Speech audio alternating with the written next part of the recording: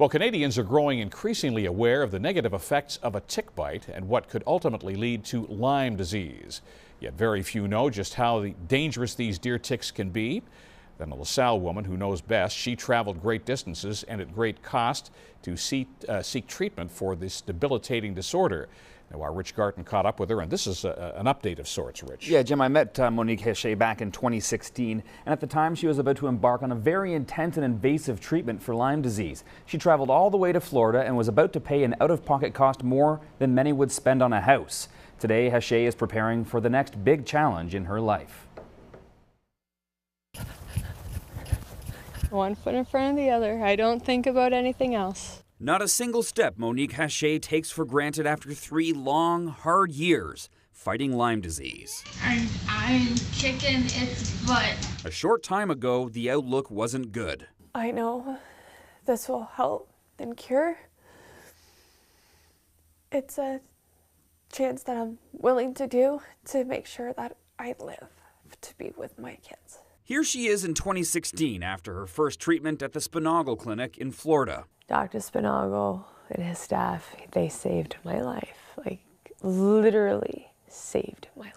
But it was no walk in the park. It was a walk on the wild side. Hechet's treatment comprised of day-long sessions of saline fluids, Phos and glute drips, colonics, and a steady cocktail of antibiotics. At one point, she was taking 64 pills a day. It was not a fun journey for me. It was rough.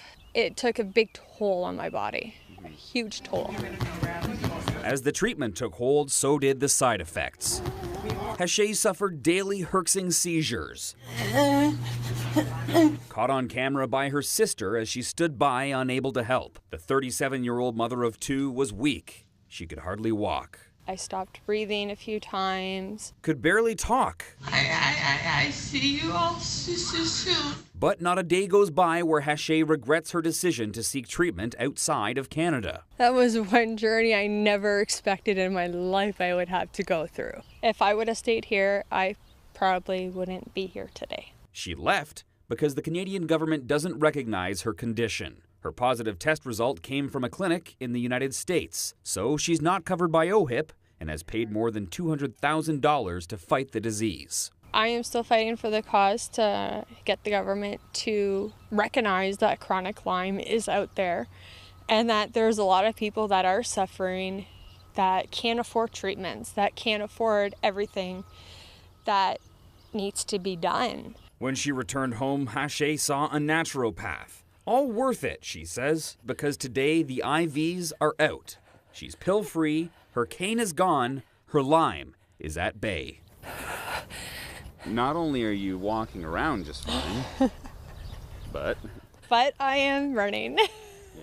Hechet is now training to crack an hour in the 5-kilometer run in Detroit this October, a race she will run with her father by her side. When I cross that line, it's going to be a lot of joy and a lot of emotions. Emotions as well as physical and mental pain, very different from what she experienced fighting Lyme disease. Keep fighting.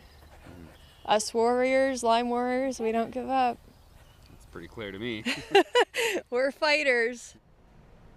It's a very inspiring story for anyone out there fighting the disease, and the awareness Hechet and others are raising is paying off. In 2017, there were 7 confirmed cases of Lyme disease in Windsor, Essex. That's the highest on record. And get this, the number of ticks being submitted to the health unit for testing has shot up 900% since 2014. Jim, the disease is on people's radar now more than ever. There's still plenty of work to do, obviously, but people are talking about it. I remember I was living in the Maritimes when I first heard of this, and we thought it as a New England kind of thing. They had discovered it in New England. Look, it's spread everywhere now, hasn't it? It's spread everywhere, especially places that are hot. And those deer ticks, you know, doctors urge you to check after you go out walking in the woods or in the grass. Make sure that you look on your body for deer ticks and take them off very carefully. It's a good precaution. Thanks for the update. Yep. Rich Garten tonight.